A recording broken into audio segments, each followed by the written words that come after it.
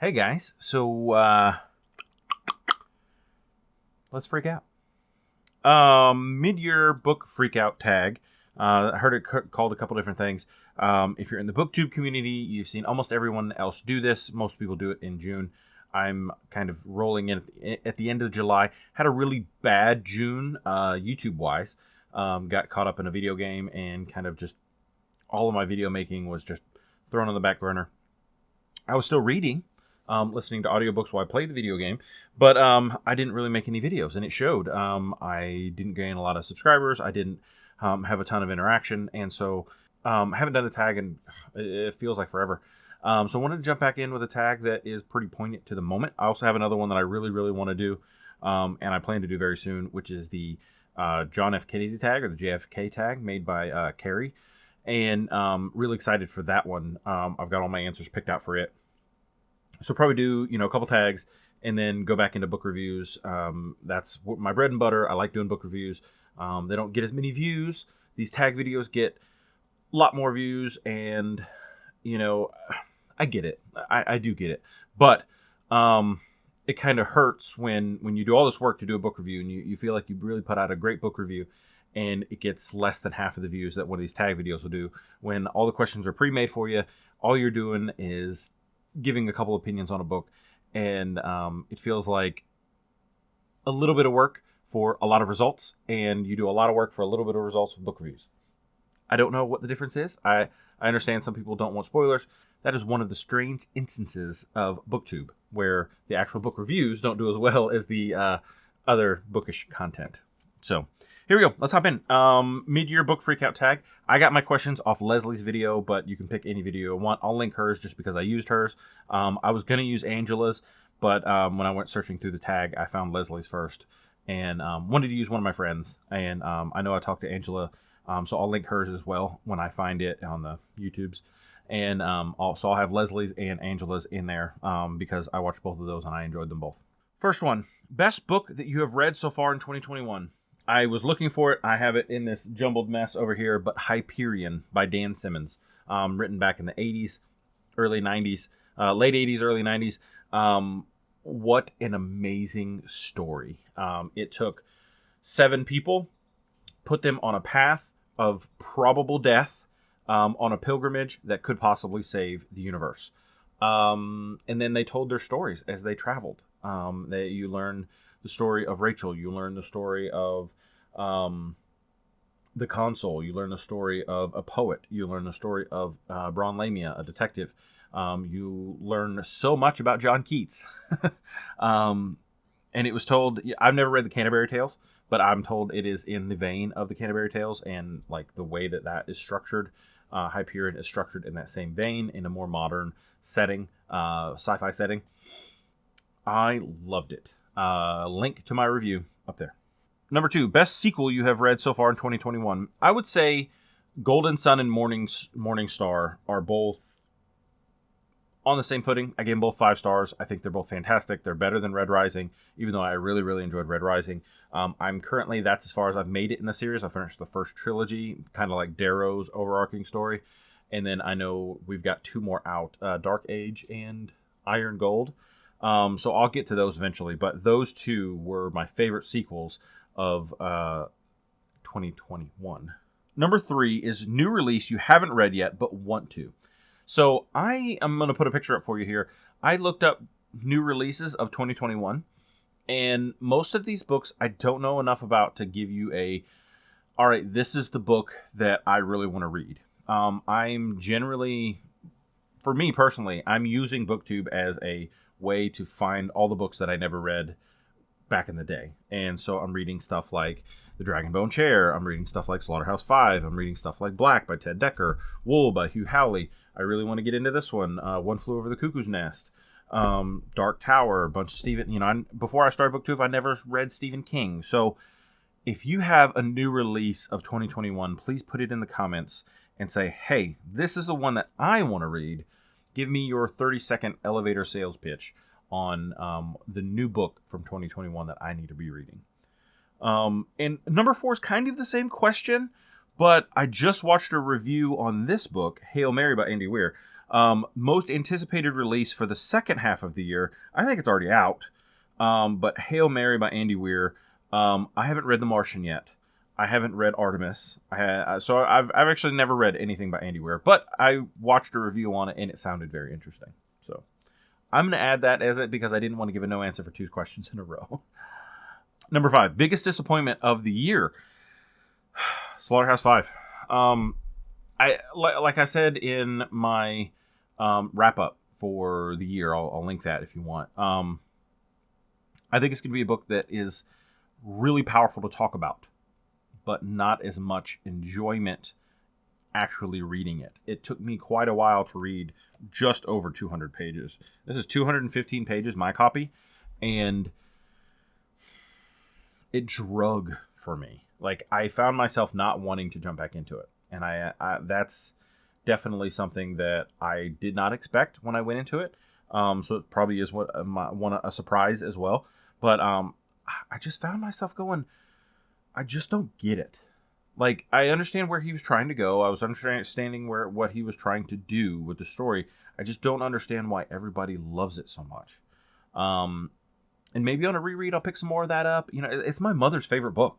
Like, Una from the Codex Cantina. It's one of his favorite books, if not his favorite book. And so I just don't understand why. And I've watched reviews on it, and I've heard the points, and I go, okay, yeah. And then I read it, and I'm like, huh. So that's me. Number 6, biggest surprise of 2021, One Flew Over the Cuckoo's Nest. This is the opposite of that. I went into this one thinking, I'll just read it and see what the movie's like, because I've heard the movie's great. Dude, I found myself cheering, like, while listening to them go on the fishing trip. I'm, like, yelling, and I'm like, yes! And, like, I'm having so much fun reading it. It's not politically correct. It's not even close to politically correct. It's some people probably find it downright offensive. But I found myself loving it. I found myself enjoying it way more than I thought I would, and connecting with the characters and finding them interesting. Great reading experience for me. I know we read this with Brad's channel, and some of the guys that read it, some guys and gals that read it, completely disagree with me. So don't take my opinion on it solely. But this one connected with me where Slaughterhouse 5 did not. Number 7, favorite new author, Tad Williams. I had known that I wanted to read some of his books, and I had known that I was interested in his books. I don't have all of the series, but I have all of the Otherland series. I have Shadow March, and I've got this one, and I think the second one in this series as well, which would be... I don't remember the name of the second one, but I bought it on Audible already because it was so good. Like, when I sat down and wrote a book at the end of last year, a short story. I didn't write a book. I wrote a short story. And I'm 80% done. I know how I want it to end, but I don't know how to connect the middle part of the story to the end.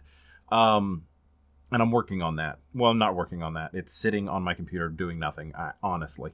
But I looked at what I wrote, and I looked at how he describes things in this book. How the beauty, and when I do the review, which I plan to do very soon, the beauty of him describing a frozen waterfall was just gorgeous. Like, I mean, you're there. Like, he describes it in a way that you're there. And I wish that I could understand how to do that in a way that doesn't sound info dumpy or expository. I mean, I just want to flow naturally with a description of something beautiful. Which I have beautiful scenes in my head that I struggle to get on paper, because I'm like, okay, he did this, this is the dialogue, boom, we're through the story. I wrote, I think I'm almost up to 10,000 words on my short story, and if I wanted to describe things the way that he, like, even get close to how he described things, it would double in size. And I just have to say, his descriptive writing, awesome. Number 8, newest fictional crush. I would say none. I don't read books and feel that way. I did have kind of the I wish that when in Wizard and Glass, Roland and Susan's relationship, and then there's some good marriages too that I've read about this year that like I enjoy just reading about a good marriage. Also in the Dark Tower, Eddie and Susanna. I like reading about good marriages. I think good marriages are something that is a lost art in today. We have kind of the move on culture where, it's like, oh, it's fine to get divorced. Don't work through your issues. Just, if things aren't working, get divorced. And that's not my mentality. Like I don't see anything that could make our relationship not work. And people are like, oh, well, what if your wife cheated on you? Well, I would try to work it out. I would do everything because I made a commitment. We made a commitment. I would try my best not to be that person, and I would hopefully she'd try not to be that person. And if we got to that scenario, I would work on going to therapy. I would work on, so seeing good marriages, working marriages. My anniversary is just the other day. We've been married 14 years. Seeing healthy marriages that are good role models for young people. Young people reading books, going, man, this marriage is a good marriage. And I love that kind of thing. So anything that has a good marriage in a story, obviously I don't have a fictional crush. I'm an old man. I'm not an old man, but I'm in my mid-30s. I don't have crushes anymore. Number 9, newest favorite fictional character. This is probably some recency bias, but Julie from Wool is a very compelling character, and I'm excited to probably tomorrow start her second book, Shift, where I would spoil the book if I tell you more. But she's pretty cool. So, number 10, book that made you cry. This is a fictionalized telling of the original sin.